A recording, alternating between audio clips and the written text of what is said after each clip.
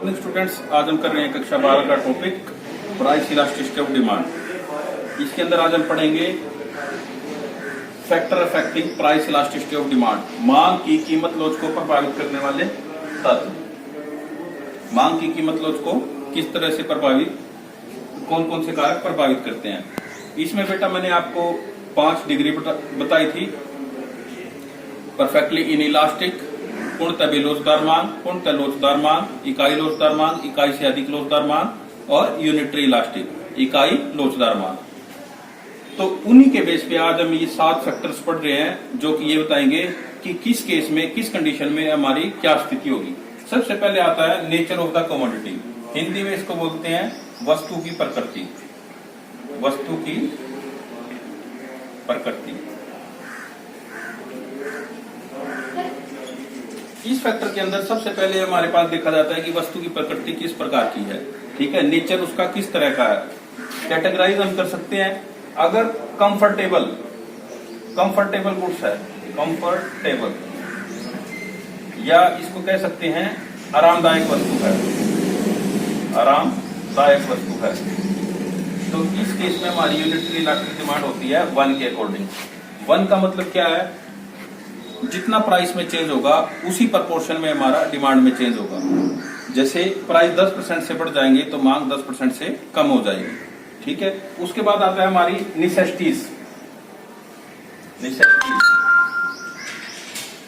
जरूरी सामान,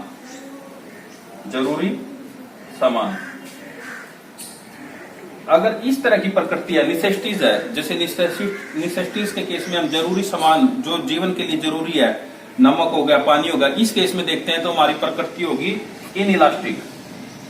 जो हमारी डिमांड होगी वो किस तरह की होगी, इनइलास्टिक, बेलोचदार।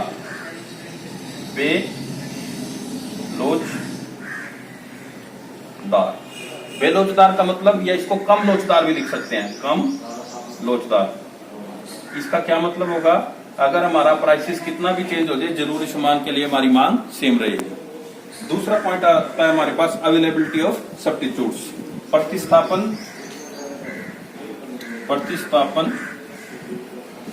वस्तु की उपलब्धता।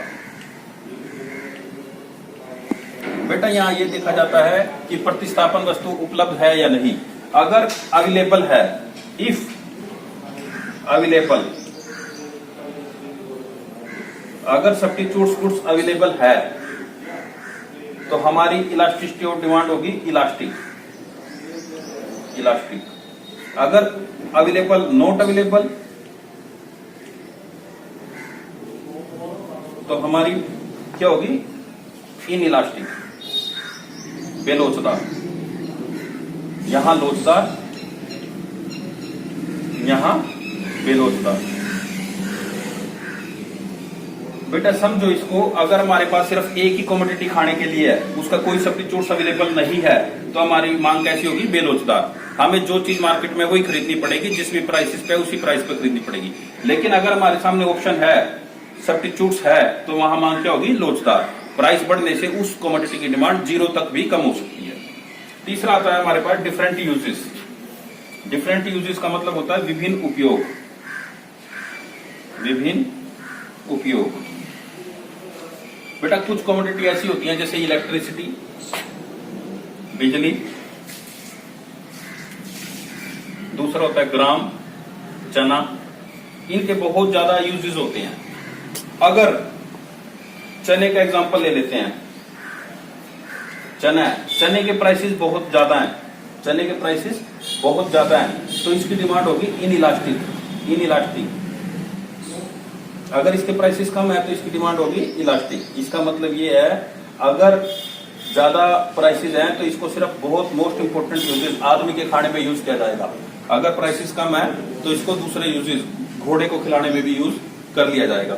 इसी तरह से इलेक्ट्रिसिटी के केस में भी होता है, बिजली के केस में भी है। अगर बिजली सस्ती है तो इससे हम हीटर भी चलाएंगे, कूलर भी चलाएंगे, एसी भी चलाएंगे। अगर बिजली बहुत ज्यादा महंगी हो जाएगी तो इससे लाइट और पंखा, सिर्फ 2 ही बहुत ज्यादा मोस्ट इंपोर्टेंट यूजेस ही किए जाएंगे। तो यहाँ पे प्राइस का भी पूरा रोल है। अगर महंगी है, महंगी होने से क्या होगा, इसके इंपॉर्टेंट यूजेस किए जाएंगे, वहां मांग की लोच बेलोचदार हो जाएगी। उसके बाद आता है पोस्टपोनमेंट ऑफ यूज। अगर हम अपने यूज को पोस्टपोन कर सकते हैं, अगर हम अपने यूज को पोस्टपोन कर सकते हैं तो हमारी डिमांड है इलास्टिक, लोचदार। अगर इसको पोस्टपोन नहीं किया जा सकता, not possible, postponement not possible, अगर हमें प्यास लगी अभी पानी पीना है, तो इसकी डिमांड होगी इनइलास्टिक, बेलोचदार। उस केस में जो भी प्राइस होगा हमें उस पे वो सामान खरीदना पड़ेगा। उसके बाद आता है प्राइसेस। अगर प्राइसेस किसी कमोडिटी के बहुत ज्यादा कम या लो हैं तो हमारी डिमांड होगी इनइलास्टिक। अगर बहुत ज्यादा हाई हो जाते हैं तो डिमांड हो जाती है इलास्टिक। नेक्स्ट पॉइंट आता है हमारे पास हैबिट्स। अगर बेटा किसी कमोडिटी के लिए कंज्यूमर की हैबिट्स डेवलप हो जाती है तो उस केस में हैबिचुअल कह दीजिए इसमें, अगर वो हैबिचुअल है तो डिमांड है इनइलास्टिक। अदरवाइज अगर हैबिचुअल नहीं है तो डिमांड होगी इलास्टिक। उसके बाद time periods, short period, long period, दो तरह के टाइम है, शॉर्ट पीरियड, लॉन्ग पीरियड। अगर शॉर्ट पीरियड है तो डिमांड इनइलास्टिक, बेलोचदार, इसको कम इलास्टिक भी बोल देते हैं। अगर लॉन्ग पीरियड है तो डिमांड इलास्टिक। थैंक यू बेटा, कल इसी टॉपिक का मैं आपसे टेस्ट लूंगा। धन्यवाद।